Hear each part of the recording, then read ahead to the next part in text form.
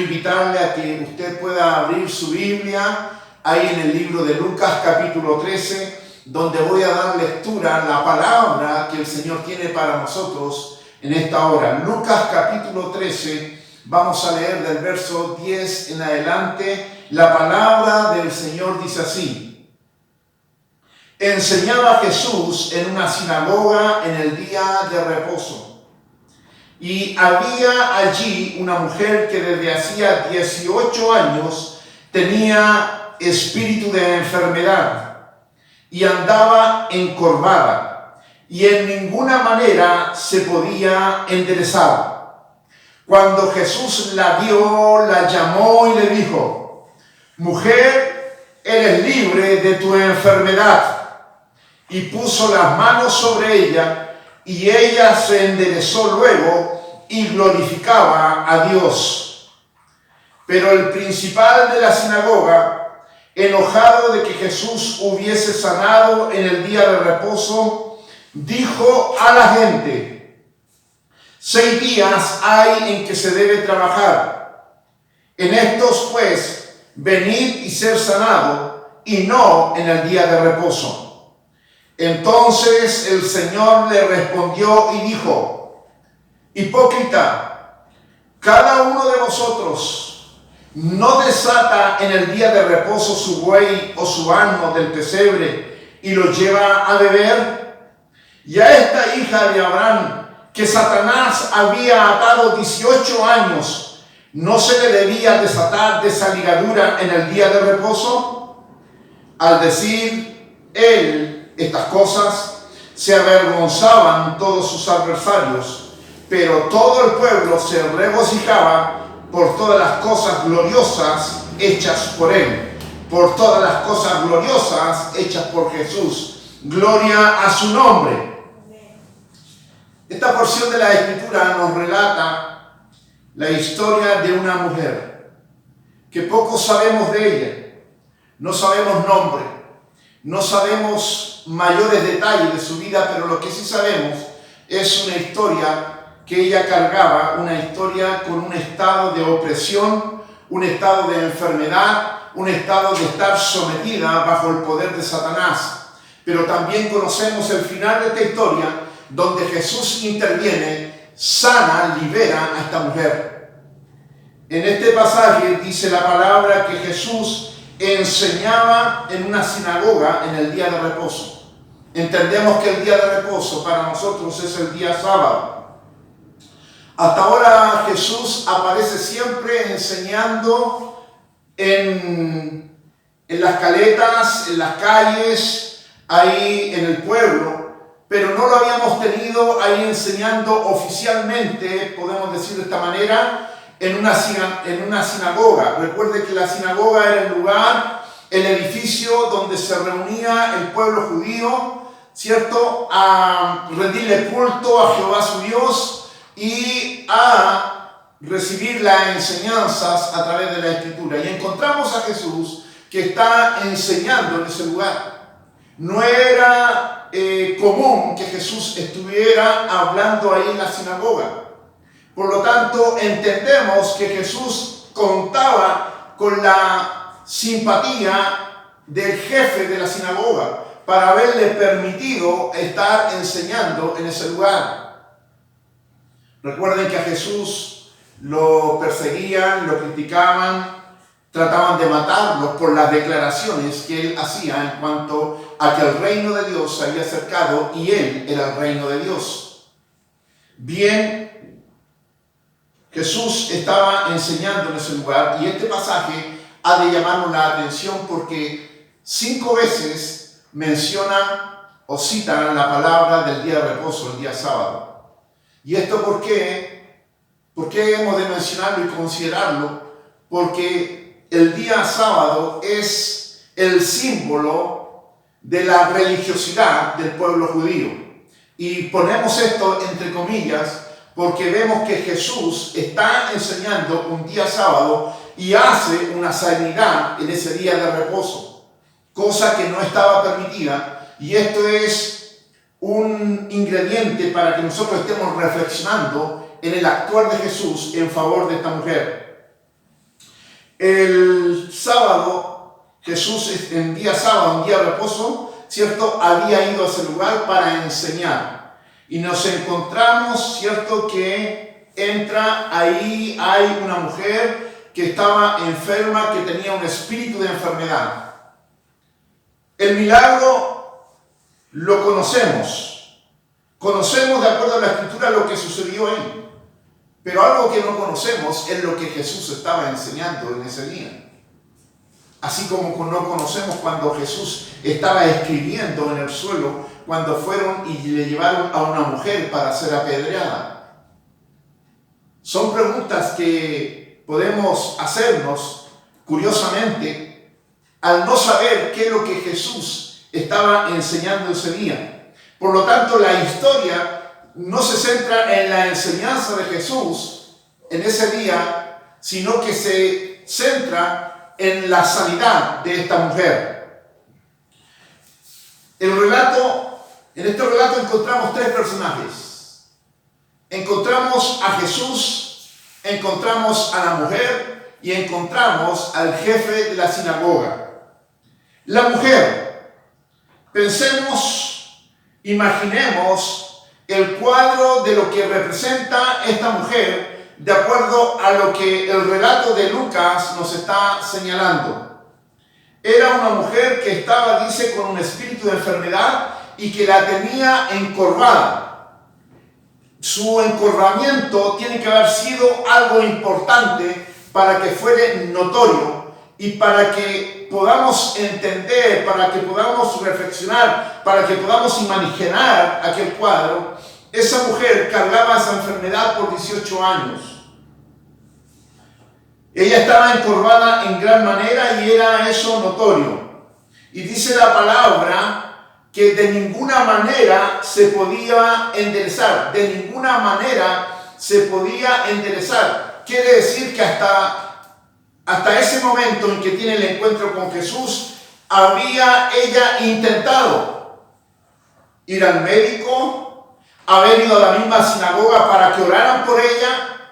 Habían habido intentos en la medicina, en algunas recomendaciones. Algo ella había intentado en estos 18 años para poder recobrar una espalda derecha, para poder recobrar su diseño original. Por lo tanto, cuando vemos el estado de esta mujer, tenemos que imaginarnos una mujer que llevaba 18 años cargando una condición de ser señalada por los demás, de ser vista por los demás como la mujer encorvada.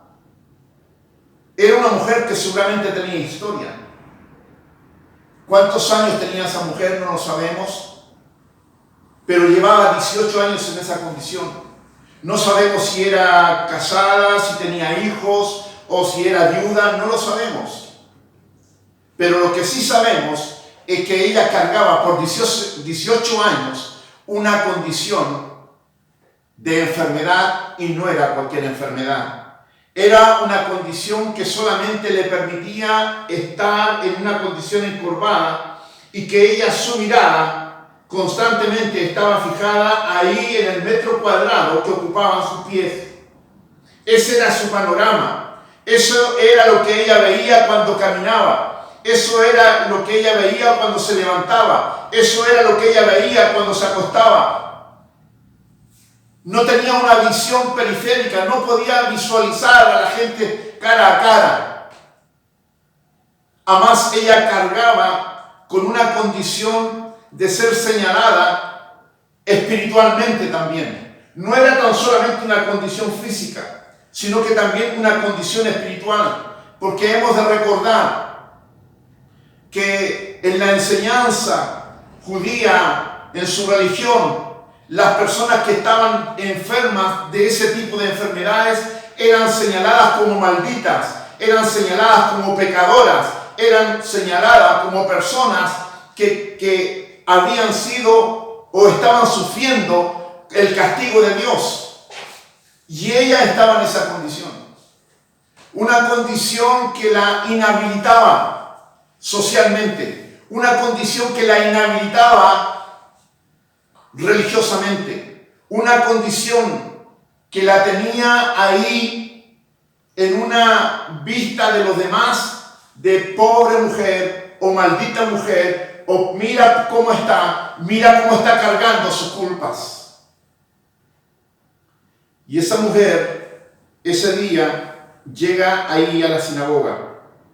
Es interesante el poder entender esto. Ella llegaba a la sinagoga. Tal vez llegaba ahí sin meter ruido, calladita.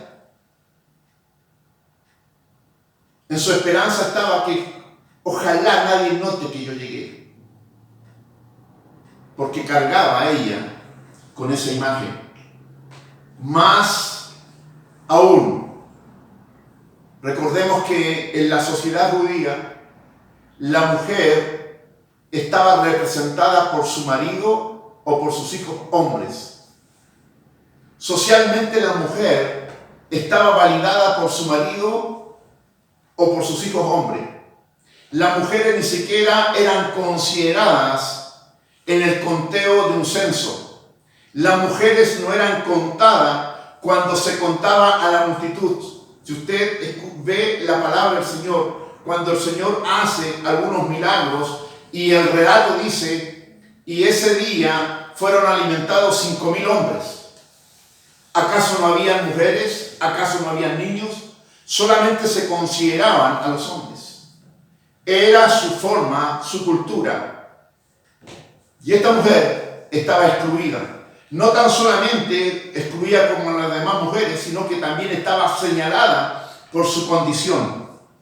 Por lo tanto, esta mujer vemos en ella que carga una pesada carga de pecado, sufrimiento y castigo, señalamiento por los demás. Ahora ella tiene y carga una terrible enfermedad y también carga con una condición social de ser mujer, ser pobre y ser pecadora. Es así como la miraban a ella. Dice el verso, en la palabra del Señor que estamos citando en esta hora, dice, cuando Jesús la vio, la llamó y le dijo. Cuando Jesús la vio, la llamó y le dijo, mujer, eres libre de tu enfermedad. En diferentes textos de la palabra del Señor, nosotros vemos ahí en los evangelios que Jesús hace milagros, sana enfermos, resucita muertos. Pero cuando Jesús hace estos milagros, hace estos prodigios, hace estas señales, generalmente, casi en la totalidad de lo que nosotros observamos, nos encontramos que Jesús reacciona o actúa ante la petición de la gente. Hay una iniciativa de ir y buscar a Jesús. Pero aquí nosotros vemos en este relato que Jesús ve a esta mujer. Recuerda que Jesús estaba en la sinagoga y estaba enseñando.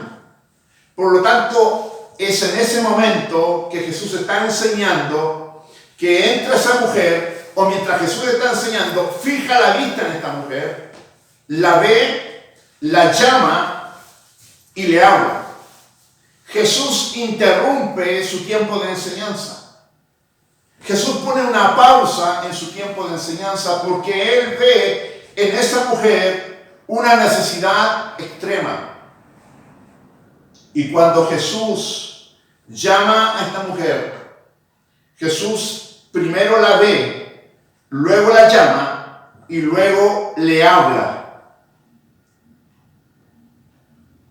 3 acciones de Jesús para manifestar la compasión sobre esta mujer.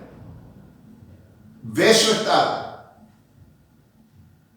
la llama y actúa en ella, le habla.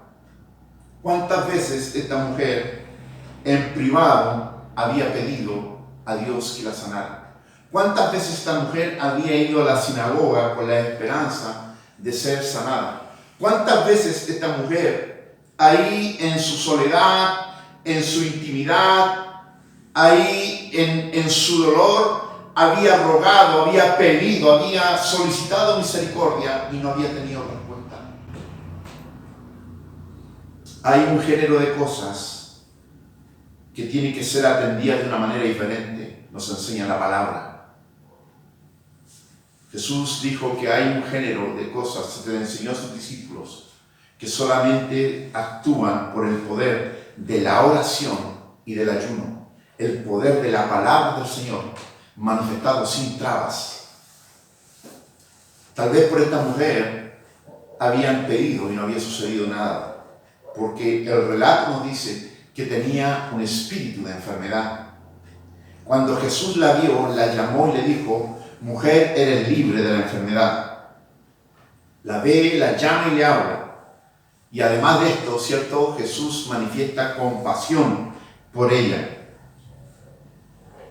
Dice la palabra que la tocó. Dice, puso las manos sobre ellas. Puso sus manos sobre esta mujer. ¿Cuánto tiempo esa mujer no había experimentado la sensación de que alguien pusiera una mano tiernamente sobre ella? De que alguien pusiera su mano llena de ternura, de amor, de compasión sobre ella. Y Jesús no tan solamente la ve como los demás. Jesús no tan solamente la llama, sino que Jesús le habla y la toca. Mis hermanos, en esto hay una acción poderosa del Señor y que tiene que ser manifestada por la iglesia. Hoy vivimos tiempos en que no nos podemos tocar. Tenemos que conservar una distancia. Ya lo hemos dicho varias veces esto. Pero la gente necesita ser atendida, la gente necesita ser escuchada, la gente necesita recibir compasión, la gente necesita recibir gestos de ternura. Y puso las manos sobre ella. Y ella, dice la palabra, se enderezó. Ella se enderezó. ¿Cuántas veces Jesús tocó a la gente? ¿Cuántas veces Jesús puso sus manos sobre la gente? Aquel que tenía la mano seca, lo tocó y fue sanado. Aquel que era ciego puso, dice, salivas con tierrita en sus ojos, lo tocó. ¿A cuántos Jesús tocó? ¿A cuántos Jesús está tocando en este tiempo? Esa mano tierna, esa mano de amor, esa mano llena de compasión, que tanto necesitamos, que tanto necesita la gente. Jesús tuvo claro que esa mujer no tan solamente tenía que ser restituida en su cuerpo físico, sino que tenía que ser restituida también en su alma. Y Jesús la toca, esa mujer se endereza y comienza a glorificar a Dios. ¿Qué cuadro más hermoso? ¿Qué cuadro más poderoso de la acción de Jesús sobre una mujer atormentada? Has sido liberada de tu enfermedad, le dice Jesús. Has sido liberada de tu enfermedad, le dice Jesús. Esa mujer captó toda la atención de Jesús. Jesús actuó sobre ella y trajo liberación sobre su vida, trajo sanidad sobre su vida y se enderezó instantáneamente. ¿Qué había ocurrido? El reino de los cielos había entrado en la vida de esa mujer. Esa mujer que tenía una esperanza, que vivía sin esperanza, una mujer vacía en el alma, el Maestro la llena toda. Ahora esa mujer dice que se incorpora y ¿qué es lo que hace? Comienza a adorar a Dios, comienza a dar gloria al Señor. El panorama de esa mujer cambió. Ya ahora no mira tan solamente sus pies, sino que ahora puede levantar su vista llena de esperanza, llena de expectativas, llena de una nueva visión. No tan solo una visión en cuanto a lo que podía ver naturalmente, sino que ahora se le abría todo un panorama espiritual. Ahora podía adorar libremente a Dios. Ahora ya no iba a ser señalada como la mujer encorvada. Ahora ya no iba a ser señalada como la mujer que cargaba una maldición. Ahora ella recuperaba el diseño original con que el Señor la había creado. El rey David escribe en el Salmo 24, yo doy gloria a Dios por esto. Dice, alzad, oh puertas, vuestras cabezas, y alzaos vosotras puertas eternas, y entrará el Rey de Gloria. ¿Quién es el Rey de Gloria? El Señor de los ejércitos. Él es el Rey de la Gloria. ¿Quién es el Rey de Gloria? Jesucristo el Señor. El salmista David, el rey David, escribe en el Salmo 24 y está declarando en el Espíritu una petición al alma del hombre. Alzad, oh puertas, vuestras cabezas, y alzaos vosotras puertas eternas, y entrará el Rey de Gloria. Cuando entra el Rey de Gloria, cosas nuevas suceden. Estas palabras escritas por el rey David, por este maravilloso salmista, son un llamado a darle la oportunidad a que entre en nosotros la presencia del Señor. Cuando dice, alzar, oh puertas, vuestras cabezas, las puertas no tienen cabezas. Lo que está hablando es al hombre y a la mujer. Al hombre y a la mujer que tiene cabeza y tiene capacidad de razonar y tiene capacidad de tomar decisiones. Alzar, oh puertas, vuestras cabezas. ¿A qué puertas se refiere? ¿A qué se está refiriendo? ¿Cómo entendemos la expresión? Es que en el Espíritu David está escribiendo lo que el Señor le está revelando. El Señor quiere entrar en la vida del hombre y la mujer, manifestar su gloria, manifestar su reino en la vida de un hombre y una mujer. Esta mujer llevaba 18 años cargando una enfermedad espiritual. La palabra del Señor nos dice ahí que Jesús dice que esa mujer estaba oprimida por Satanás por 18 años. Y cuando el rey David está hablando de puertas, está hablando del alma, está hablando de la mente, está hablando del espíritu, para que el hombre abra y entre el espíritu del Señor. Pero el hombre también tiene la capacidad de abrir. ¿Para qué? Para que entre las acciones del diablo. ¿Qué había sucedido con esta mujer hace 18 años? Ella no siempre había sido así. Ella no siempre había estado en ese estado de enfermedad espiritual que la mantenía ahí encorvada, bajo esa maldición, bajo esa opresión del diablo. Esa mujer, antes de iniciar esos 18 años, era una mujer sana. Pero ¿qué había ocurrido en ella? Jesús dice, y a esta hija de Abraham, que Satanás había atado 18 años, dice el Señor, ¿no se le debía desatar de esta ligadura en este día de reposo? Jesús identifica que en esta mujer hay una presencia del diablo, hay una presencia de Satanás, hay una opresión del maligno. ¿Qué había ocurrido en esta mujer para que estuviera en ese estado? Esa mujer tiene que haber abierto las puertas y permitido que la acción del diablo actuara en ella. Jesús nos enseña ahí en el capítulo 11 de Lucas.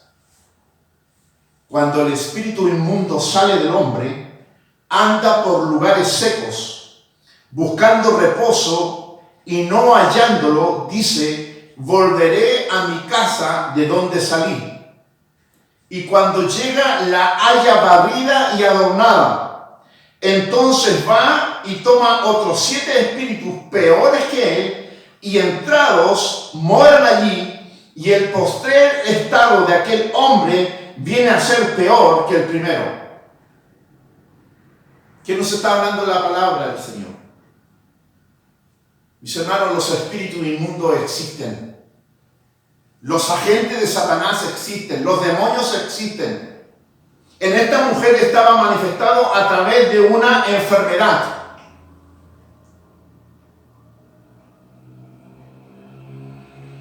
Cuando Jesús expulsó los demonios del endemoniado de Gadara, dice que los demonios le hablaron a Jesús y le pidieron que le diera permiso para ir a un hato de cerdos, porque se resistían a morir. Y Jesús se lo permitió. ¿Qué es lo que es esto? Que los espíritus inmundos, los demonios, andan buscando en qué lugar poder entrar. Y cuando hayan una casa vacía, cuando hayan un alma vacía, un alma abierta, ellos entran en ese lugar. Dale gloria a Dios, porque el Espíritu de Dios está en ti. Porque donde está el Espíritu de Dios hay libertad. Porque donde está el Espíritu de Dios, los espíritus inmundos no pueden entrar, porque la casa está ocupada por la presencia de nuestro Dios, manifestada a través de su Espíritu Santo. Por eso el Señor dejó su Espíritu Santo para sellarnos. Cuando viene un espíritu inmundo y quiere entrar a ti, no, ve que está el Espíritu del Señor y ahí no puede entrar. Pero esta mujer, 18 años atrás, vino un espíritu y la encontró que estaba vacía. Estaba abierta su alma, estaba abierta su mente, y entró y ocupó.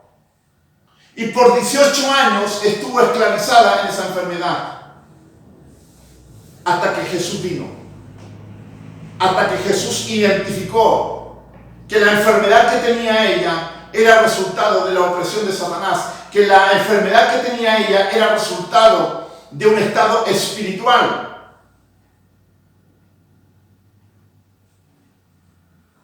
Esta mujer de alguna manera permitió que el diablo entrara a su vida. Mas ahora es Jesús quien la ve, la llama y la libera. Ahora Jesús invitó a esta mujer a que abriera la puerta de su alma para entrar él y barrer esa casa y ocuparla con su espíritu. Y esa mujer es sanada. Alzad, oh puertas, vuestras cabezas, y alzaos vosotras puertas eternas, y entrará el Rey de Gloria. Entrará Jesús. Y cuando entra Jesús, Jesús limpia, Jesús sana, Jesús restaura, Jesús hace nuevas las cosas. Alzaos, alzad, oh puertas, vuestras cabezas. Esa mujer abrió la puerta, entró Jesús, y ¿qué hizo ella ahora? Recuperó su rectitud, recuperó su diseño original. Ahora ella pudo levantar su cabeza. Antes, cuando andaba con su cabeza ahí encorvada, su espalda encorvada y con su cabeza mirando tan solamente el suelo, esa era una señal de maldición, era una señal de falta de Dios, era una señal de que ella estaba poseída por el diablo. Pero ahora, cuando ella levanta la cabeza, es porque el Rey de Gloria está en ella. Es porque el Espíritu del Señor está en ella. Es porque ella ha alcanzado la victoria. Es porque ella ha sido sanada. Es porque ella ha sido liberada. Donde está el Espíritu del Señor, ahí hay libertad. ¿Quién es este Rey de Gloria? Jesucristo el Señor. ¿Quién es este Rey de Gloria que entra a nuestra alma y limpia, sana, restaura y hace lo nuevo? Jesucristo el Señor. Amada iglesia, no te canses de glorificar. No te canses de exaltar el nombre de Jesús, porque Él ha venido a ocupar tu casa. Él, así como llamó a esta mujer, Él en algún momento de nuestra vida nos llamó, nos vio y se conmovió. tuvo misericordia por nosotros y nos dio sanidad, nos dio libertad y vino a ocupar nuestras vidas. Nosotros tuvimos que abrir nuestra vida para que Él entrara. Y Él ha hecho de nuestra vida su habitación, de nuestro cuerpo su habitación. El apóstol Pablo le escribe a la iglesia de Corinto: ¿acaso no sabéis que vosotros sois templo de Dios y que el Espíritu de Dios habita en vosotros? Donde está el Espíritu del Señor. Escucha esto. Esto tiene que ser por convicción, por fe, por palabra. Donde está el Espíritu del Señor, no puede entrar un espíritu maligno, no puede entrar un demonio. Está el sello de la presencia de Dios en tu vida y dale gloria al Señor por eso. El Señor, el Rey de Gloria, ha entrado a nuestra vida y Él ha traído esa sanidad, esa libertad, esa seguridad de que no hay nada ni nadie, ni lo natural ni espiritual, que pueda venir a invadir nuestra vida porque está ocupada por la presencia del Señor. ¿Cómo no vamos a adorar al Señor? ¿Cómo no vamos a alabar su nombre? ¿Cómo no vamos a ser agradecidos del Señor? Mis hermanos, cuando Jesús entró ahí a la sinagoga, Él tuvo que luchar contra dos cosas: contra lo espiritual y contra lo material, contra lo natural. Él identificó que esa mujer tenía un espíritu inmundo y la liberó. Fue y venció a las tinieblas, pero también tuvo que luchar contra el espíritu religioso que había en ese lugar. El jefe de la sinagoga se levantó y no reprendió a Jesús, ni tampoco reprendió a la mujer. Nota esto: no reprendió ni a Jesús, ni reprendió a la mujer. Reprendió a los demás, dice la palabra, reprendió a los que estaban ahí. Les advirtió, les dijo: 6 días trabajarás y el día de reposo descansarás. Les recuerda eso que estaba en la ley. Pero en el día de reposo ustedes no vendrán a buscar sanidad a este lugar. Se lo dice, se lo advierte.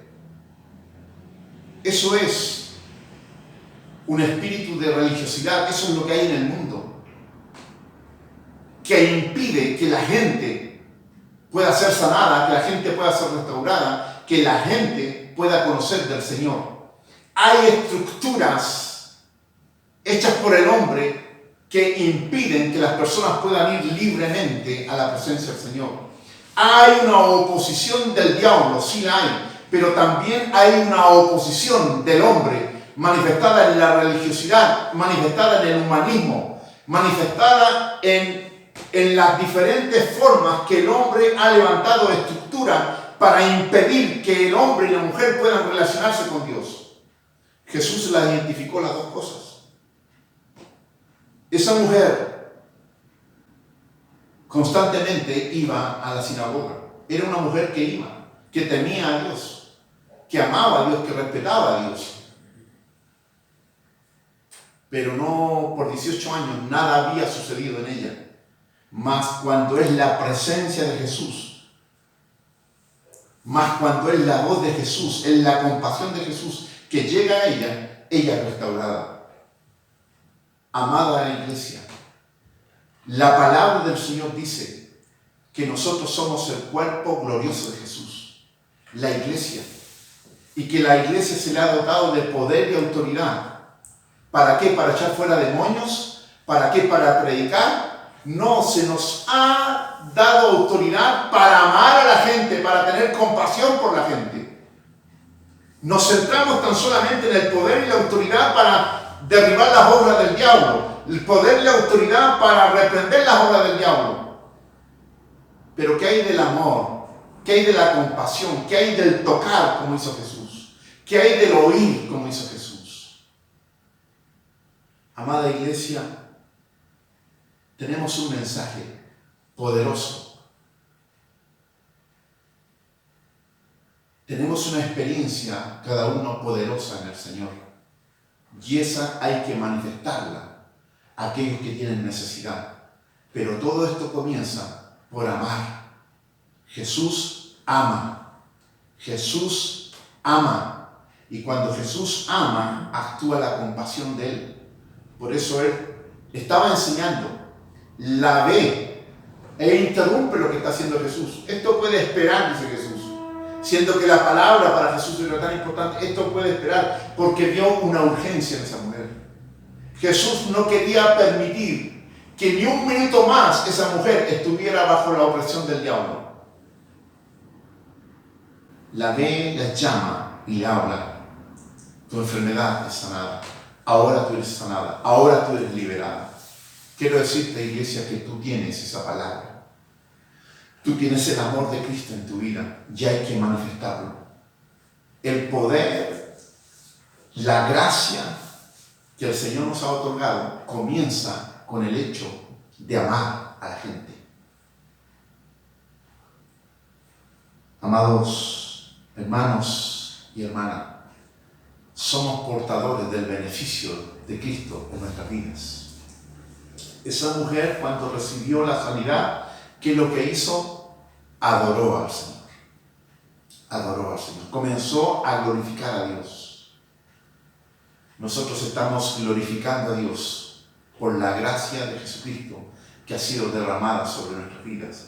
Y Jesús, así como reprendió a ese hombre en la sinagoga, nos puede reprender con esta palabra a nosotros cuando hemos sido duros de corazón y no hemos tenido compasión de aquellos que necesitan, de aquellos que requieren con urgencia la manifestación del reino de Dios en su vida, la manifestación del amor de Jesús en su vida. Cada vez que nos callamos, cada vez que guardamos silencio, cada vez que tan solamente miramos y no actuamos, estamos siendo como ese jefe de la sinagoga, hombres religiosos, mujeres religiosas. Jesús les llamó hipócritas. Yo no quiero ser un hipócrita y esta iglesia no tiene que ser hipócrita, sino que esta iglesia está llamada a amar y manifestar ese amor y compasión. ¿Cómo hacerlo? Todos los días te relacionas con alguien. Todos los días tienes la oportunidad para hablar con alguien. Todos los días tú observas a alguien. La invitación que el Señor nos hace es observa, llama y habla. Y el Señor va a actuar. Así como actuó en tu vida, así como enderezó nuestras vidas, nosotros llegamos a la presencia del Señor encorvados espiritualmente. Tal vez derechitos en lo natural, pero estábamos encorvados espiritualmente y más. Jesús nos trajo al diseño original, puso rectitud en nuestra vida. Que el Señor te bendiga a través de esta palabra y que tú seas bendición para aquellos que la necesitan. Vamos a orar en el nombre de Jesús. ¿Quién es el Rey de Gloria? Jesús, tú eres el Rey de Gloria. Poderoso Jesús, tú entraste por aquellas puertas de nuestra alma, de nuestra vida, y viniste a cambiarlo todo. Transformaste nuestras vidas. Nos sacaste de la maldición y nos pusiste en bendición. Nos sacaste, Señor, de muerte y nos pusiste en vida eterna. Señor, nos estábamos alejados y ahora nos reconciliaste con el Padre. Éramos huérfanos y ahora somos hijos de Dios. Señor, tú has sellado nuestras vidas por la presencia del Espíritu Santo, la presencia de Dios mismo. Cuán valiosos somos, cuán valiosos somos, cuán valioso es el hombre y la mujer que ha declarado con sus labios que Jesucristo es el Señor. Cuán valioso es el hombre y la mujer que ha abierto sus puertas para que entre el Rey de Gloria. Señor, no nos cansamos de glorificar tu nombre. No nos cansamos de darte gracias, porque tú has manifestado tu amor, tu misericordia sobre nuestras vidas. Señor, que ese mismo amor y misericordia seamos capaces de aplicarla a aquellos que están en necesidad. Señor, tu palabra dice que de nuestro interior brotarán ríos de agua viva. Ríos de agua viva es tu Espíritu obrando en nosotros para que otros sean alcanzados con el amor, la misericordia y la compasión que Cristo mostró con cada persona con que Él se relacionó. Señor, nosotros nos relacionamos a diario con la gente. Ayúdanos, danos un espíritu valiente, danos un espíritu de compasión, danos un espíritu de misericordia, danos, Señor, tanto de tu amor para entregar a los demás. Señor, gracias. La gloria siempre es para usted. Oramos en el nombre de Jesús. Amén.